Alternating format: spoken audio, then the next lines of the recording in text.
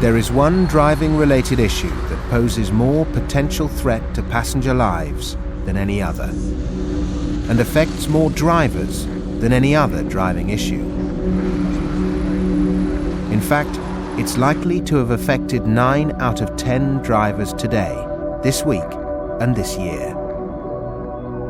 It doesn't just affect bus drivers, it affects all drivers. However, the consequences with a bus are so much greater.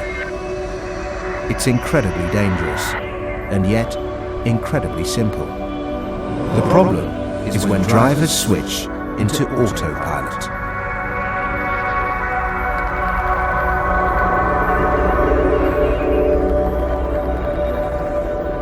It's called many things, but the dangers of drivers switching off or driving on autopilot are the same everywhere.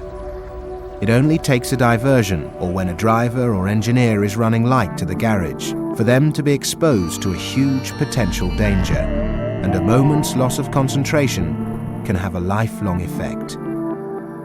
It nearly always happens when drivers are least expecting it, and by far the most dangerous consequence of a drop in a driver's concentration is a low bridge strike.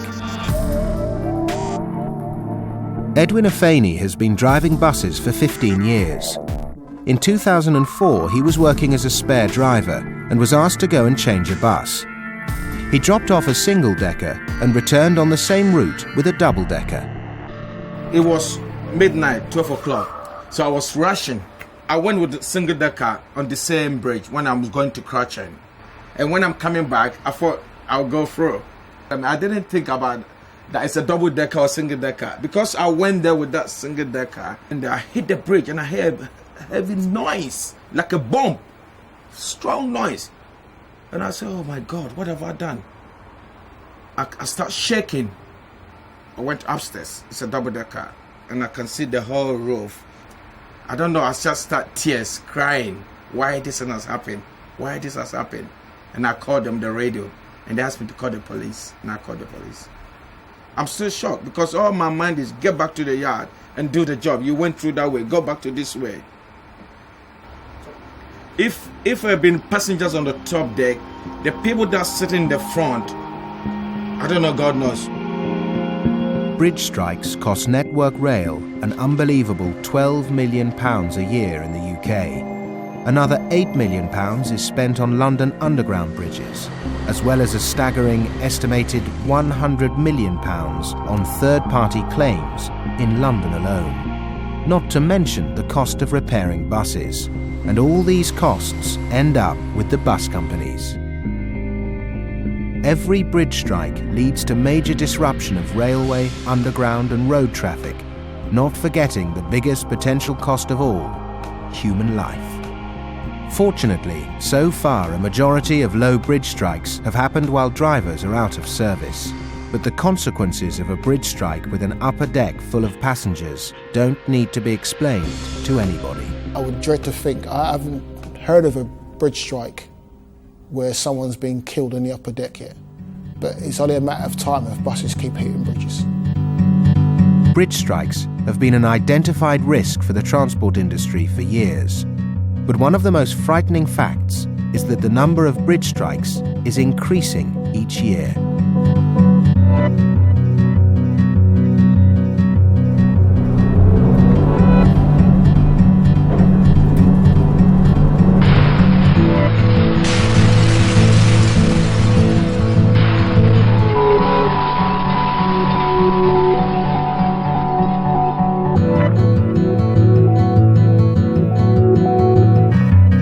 I'm Noah Harmon, Mobile Operations Manager for Network Rail.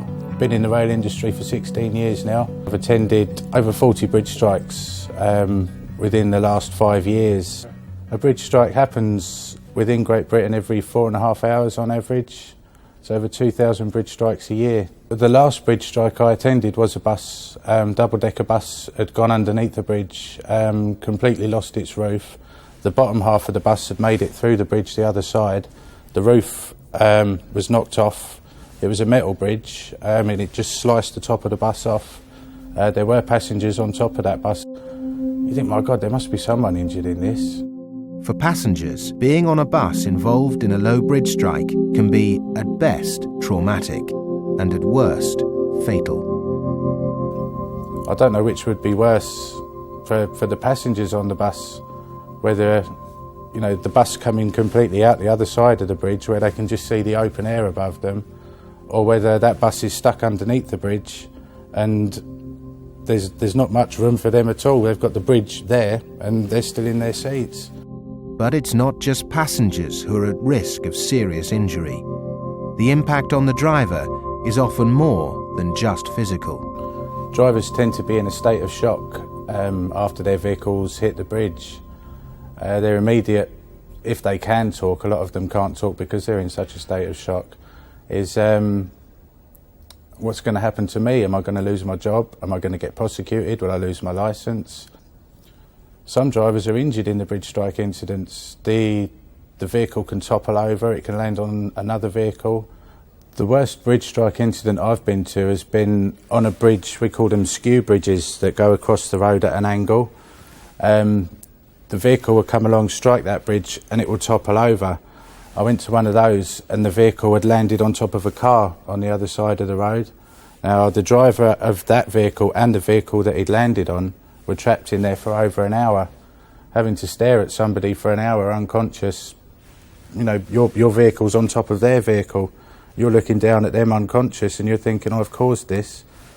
It doesn't bear thinking about. It is a life-changing experience, yeah. The psychological effects that a driver will get after a vehicle hitting a bridge, it could last a lifetime. There are clear guidelines that prevent a driver from taking a route where a low bridge is located, and all London bus routes will have been surveyed. Knowing the route about to be driven is essential, as is the need to look out for and obey signs that indicate a low bridge. First use checks state that each driver should check the height of their bus, which is marked in every cab by law. These are standard procedures that can be overlooked by drivers, and with striking a low bridge soon to be made a prosecutable offence, the cost of not checking could be more than just the cost of a driver's job.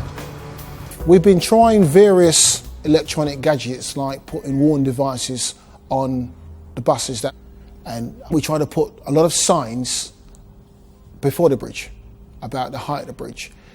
Where a driver may end up in a situation where they could possibly hit a low bridge is normally where there's been some sort of diversion. It's unusual that a driver will be sent on a diversion without the garage first knowing about it and the route being checked, but it does happen. What normally happens is you get the first bus, that's the first bus to arrive on the scene of that accident and being diverted by the police. The police don't always go and survey the route themselves, particularly for buses. A driver needs to know that police officers are diverting traffic in London for many reasons every day, and it happens regularly. They will all have experienced it. What I'd say to them is don't rely on the fact that the officer that has diverted them knows the area that they're working in. They should stop, ring Centrecom, tell someone where they are and seek advice before they carry on. My advice to a driver would be to always call Centrecom straight away. Centrecom? Centrecom is an emergency control centre for London buses. Unfortunately, and I feel it's very unfortunately, we have had some low bridge incidents. I think the best thing that I can say about it so far is that we haven't had any major injuries. There's always a number of diversions that go on for various reasons. May that be roadworks, may that be an incident that's occurred.